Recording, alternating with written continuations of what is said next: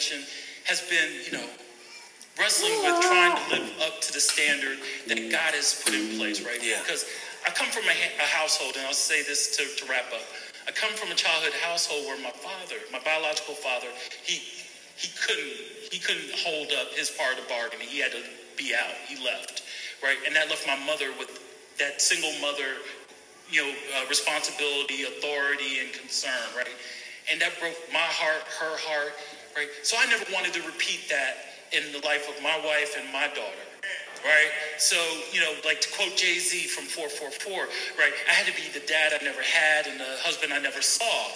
So every day trying to live up to the expectations of both of these human beings that God has blessed me to be in company with and to struggle and strive together and to love together and to live together and to learn together, right? Womanism made that possible. Even before we learned the word or read all the books or everything like that, my wife embodied that. Yeah.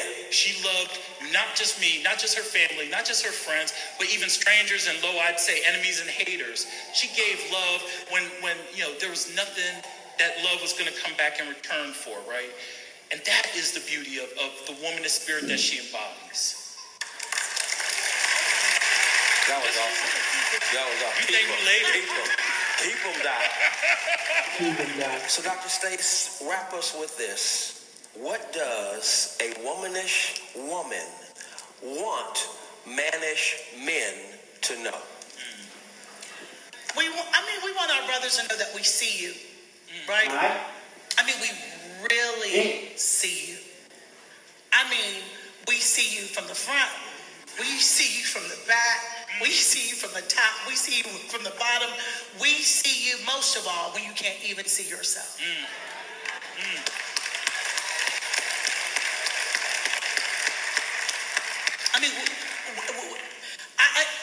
It goes back again to like knowing like. Yeah. So when you think about, even despite the fact that our enslavement was assured by dividing us by ethnic groups when we were enslaved and on ships called Jesus and Mary, where hymns are written about amazing grace. Right. That we were separated by language, we were separated by kinship, we were brought to this country in chains and shackles, where we were used as brood sows and beasts. And by chance, if we saw a spark of love in each other, we were then disallowed to marry one another. So we were set up. Right. Right? The same way that Christianity was set up, right, to divinely legitimate our enslavement. But we got to crack that thing, because we know by our experience when we walk down the street. And the millennial generation, I want you to understand this. Amidst all the social media and hashtag and tweets, there's something to walk down the street as a black person and another black person who cannot exchange handles with you, who cannot give you a fist bump, who doesn't know you, when they nod at you.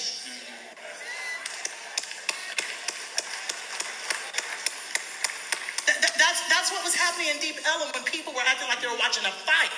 Ow, ooh, look at that. When the sister was getting beat down. Because nobody had nodded at them. When we nodded at each other, you're saying, I know nobody else sees you today.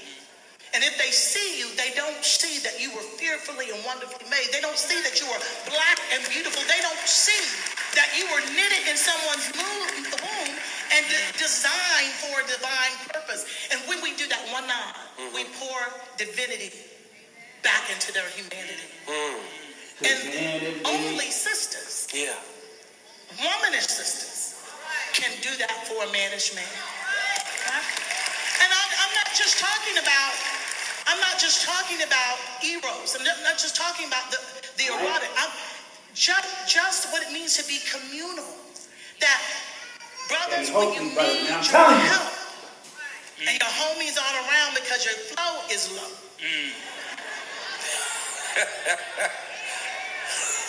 You gotta help these brothers, man. It's always a sister, right?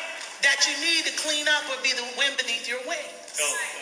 And wouldn't it not be better to see her for her insight and her intellect to inform your own incarnation? Because the option is, for those of us who are womanish, Our bridges will not be your back. And our shoulders will not be your stage. Right?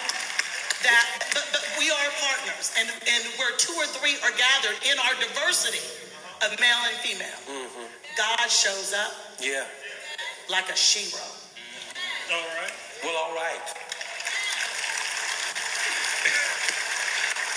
I can't say much more than that, but let me Girl just was my add this, heroine, that no, but for my little heroine. brothers That's out funny, here, it's funny word. right?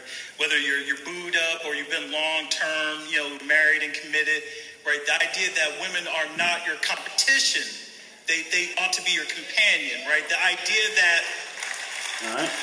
the game is as old as history itself, right? The idea of divide and conquer is a way that every people on the planet have been defeated and broken down, right? So if we know that the answer is to unite and defend ourselves, to meet each person where they are, that's the goal, right? It may not be easy, but it's simple. It's as simple as that, right?